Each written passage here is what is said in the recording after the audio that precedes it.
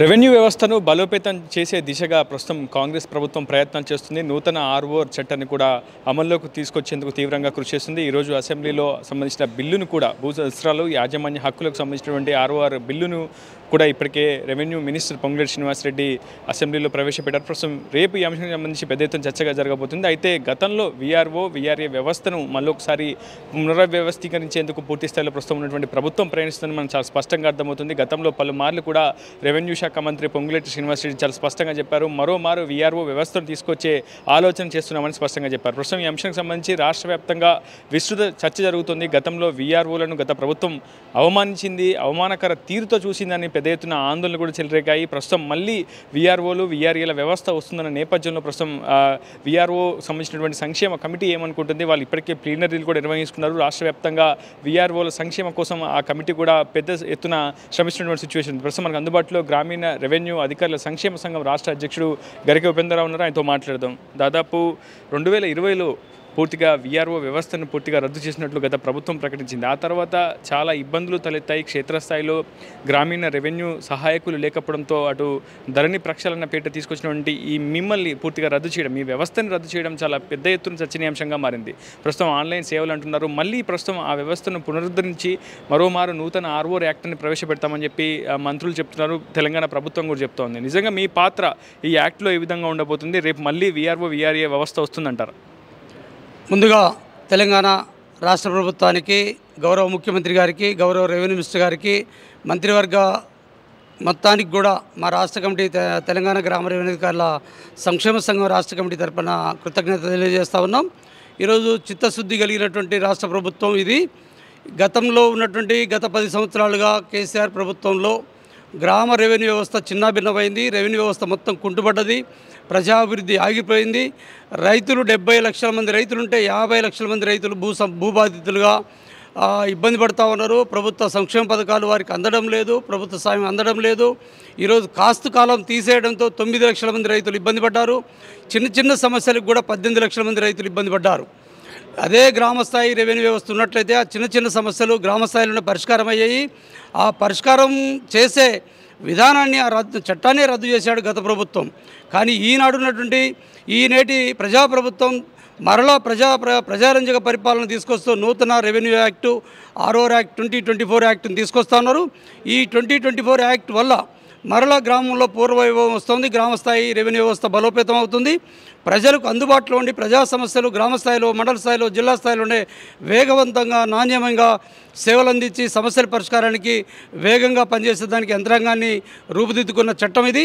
ఈ చట్టాన్ని పూర్తిగా స్వాగతిస్తా ఉన్నాం. ఈ ప్రజారంజకమైన చట్టం ప్రజలు ఎప్పుడు కూడా గ్రామస్థాయిలో ప్రజల్లో తలలాలు నాలుగులాగా వ్యవహరిస్తున్న గ్రామస్థాయి రెవెన్యూ వ్యవస్థని చిన్నాభిన్నం చేయటం గత పాలకులకు అది భావ్యం కాదు.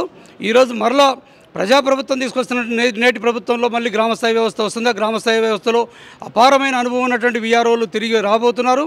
వారు 24/7 అనే సర్వీస్ను మేము అందించి ప్రజలకు అందుబాటులో ఉండి ఈ చట్టాన్ని పకడ్బందీగా అమలు చేసి ప్రభుత్వానికి, ప్రజలకు మంచి సేవలు అందిస్తామని, ప్రజా సమస్యలు పరిష్కారం చేస్తామని మీకు మీ ద్వారా ప్రభుత్వానికి తెలియజేస్తాం. గత ప్రభుత్వం చాలా స్పష్టంగా చెప్పింది, వీఆర్ఓలో ప్రమేయం ఉండడం వల్లే పెద్ద ఎత్తున అవకతవకలు జరిగాయి, రికార్డుల్లో మార్పులు చేర్పులు జరిగాయి, ఒక దశలో అవినీతికి అంతా వీఆర్ఓలు వీఆర్ఏ వ్యవస్థలే కారణం అని చెప్పి కూడా గత ప్రభుత్వం చాలా స్పష్టంగా చెప్పింది.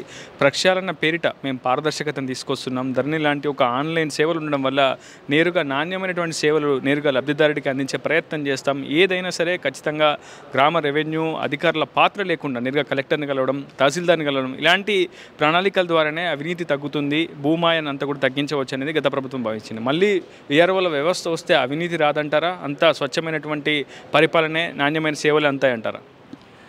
గత ప్రభుత్వం వారికి ఉన్నటువంటి అనాలోచిత విధానాలు ఏవైతుండేవో ఈ ప్రజలకు చెప్పకుండా ప్రజలను ఏమార్చారు. గ్రామస్థాయి రెవెన్యూ వ్యవస్థలో ఒక భూలెక్కలే కాదు, సంక్షేమ పథకాలు చేస్తాం, శాంతి భద్రతలు నిర్వహణ చేస్తాం, ఎన్నికల విధులు నిర్వహిస్తాం, అనేక రకాల విధులు బాధ్యతలు ఉన్నాయి.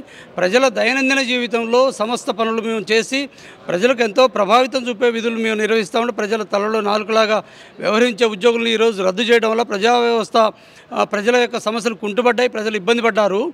ఈరోజు అవినీతి అని మాట్లాడితే భూలెక్కలని శాస్త్రీయ పద్ధతులు నిర్వహించడానికి సమగ్ర భూ సర్వేని చేయమని చెప్పాము. ప్రతి అంగుళాన్ని గుర్తించమన్నాం. ఈ రాష్ట్రంలో ప్రతి ప్రజలకు కూడా చారెడు భూమికే విలువిస్తున్నారు తన ప్రాణం కంటే. అట్లాంటి భూ లెక్కలు నిర్వహించడానికి ఈ ప్రభుత్వం చర్యలు తీసుకోకపోగా గ్రామస్థాయి వ్యవస్థ మీద అభాండాలు వేసి ప్రజలకు మాకు వైరం పెట్టి ప్రజల్లో మమ్మల్ని బదనాం చేసే ప్రయత్నం చేసింది.